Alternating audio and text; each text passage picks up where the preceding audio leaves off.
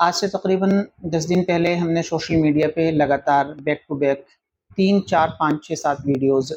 देश भगत यूनिवर्सिटी की अपलोड की थी। उसके बाद हमें इनबॉक्स में भी और कॉल्स के ज़रिए से भी बहुत सारे हमारे दोस्त, बहुत सारे हमारे भाई जो हमें सोशल मीडिया पे फ़ॉलो करते हैं, वो हमसे ये जानना चाहते थे कि उस मसले में हुआ क्या है? क्या जो स्टूडेंट्स वहाँ पे धरना प्रदर्शन कर रही थी, जो प्रोटेस्ट कर रही थी, क्या उनको इंसाफ मिल गया है? या वो धरना अभी चल रहा है या वो ख़त्म कर दिया गया? इन तमाम जो सवाल हैं, इनके जवाब हम आपको इस वीडियो में देंगे। 10 दिनों से हम तबीयत ख़राब होने की वजह से सोशल मीडिया पे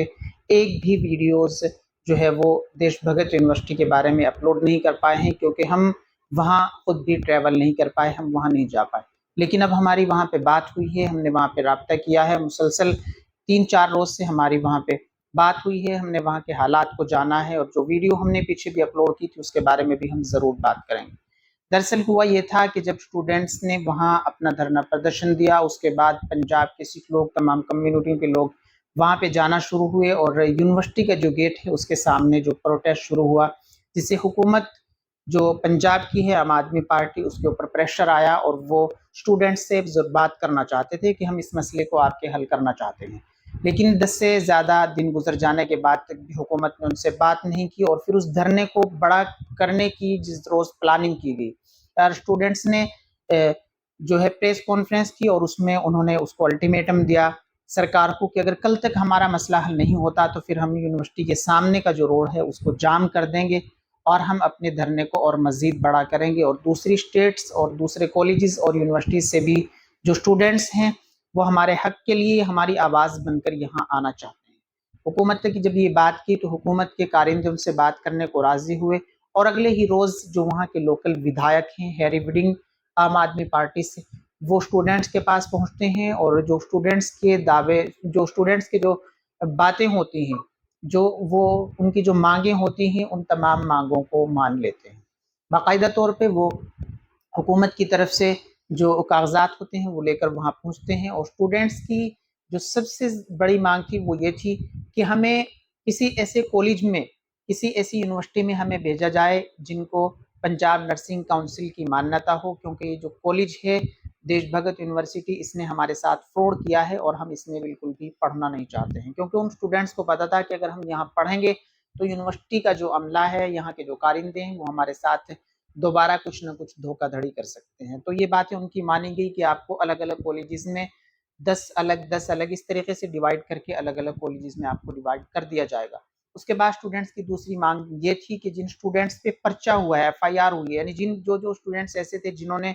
उस प्रोटेस्ट में हिस्सा लिया था, शुरुद्दीन पुलिस के साथ झड़प हुई, यूनिवर्सिटीज़ के जो अमला था उसके साथ भी स्टूडेंट्स की झड़प हुई है, कि उनमें कुछ 17 से 18 स्टूडेंट्स लड़कियां और लड़के ऐसे थे जिनके ऊपर पर्चा हो गया था। तो एमएलए ने कहा कि वो पर्चा भी कैंसिल हो गया। डीएसपी वहाँ पे मौके पे मौजूद रही, उन्होंने बताया कि ये हमने इसको कैंसिल कर दिया है। और फिर स्टूडेंट्स की तीसरी मांग ये थी कि यूनिवर्सिटी के जिन लोगों ने हमारे ऊपर हमला किया है, बाहर से लोग बुलाए हैं, उनके ऊपर पर्चा किया जाए। फिर उनके ऊपर भी पर्चा किया गया और वो तमाम चीज़ें लोकल जो विधायक हैरी विंग थे वो ज़रूर वहाँ पे वो डॉक्यूमेंट लेके आए थे। उन्होंने बताया था कि इन 17 से 18 लोगों पे एफआईआर हुई है और जो 3-4 ऐसे लोग हैं जिनकी पहचान नहीं हुई, स्टूडेंट्स से ज़रूर उनको आइडेंटिफाई करें और उनके ऊपर भी ज़रूर एफआईआर दर्ज कर दी जाएगी। सबसे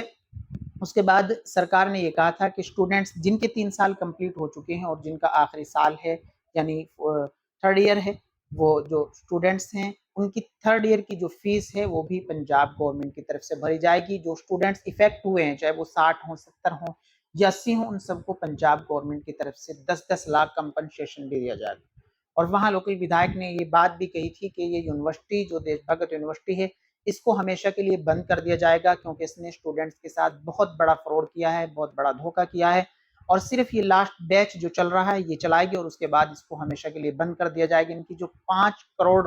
जो सरकार के पास सिक्योरिटी के तौर पे जमा होते हैं वो भी जब्त कर लिए जाएंगे और वो इनके ऊपर जुर्माना आयद कर दिया जाएगा और जो स्टूडेंट्स को जो फीस देनी होगी थर्ड ईयर की वो भी देश भगत यूनिवर्सिटी की तरफ से ही दी जाएगी, क्योंकि जो 5 करोड़ रुपए सरकार के पास उनके जमा है उन्हीं में से सरकार उन स्टूडेंट्स को दे सकती थी। तो सरकार ने इन तमाम चीज़ों को लागू करने के लिए 5 अक्टूबर का वक्त मांगा था, लेकिन 5 अक्टूबर तक ये चीज़ें लागू नहीं हुई तो स्टूडेंट्स ने दोबारा सरकार से, उनके कारिंदों से राब्ता करने की कोशिश की। वो बार-बार स्टूडेंट्स के साथ ज़रूर राब्ते में रहे और अब उन्होंने आगे बढ़ाकर इस बात को 23 अक्टूबर तक टाल दिया और उन्होंने कहा है कि 23 अक्टूबर को आपकी जितनी भी मांगे हैं वो तमाम मांगे लागू कर दी जाएंगी। 10-10 लाख कंपनसेशन दे दिया जाएगा। स्टूडेंट्स को अलग-अलग कॉलेजेस, यूनिवर्सिटीज में डिवाइड कर दिया जाएगा और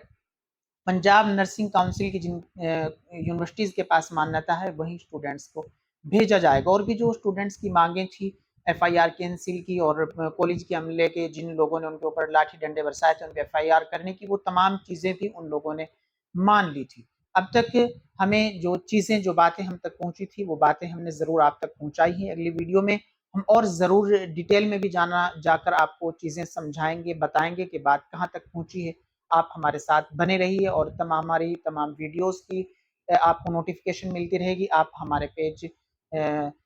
अब्दुल सत्तार ऑफिशियल को एक बार ज़रूर फॉलो कर लीजिए।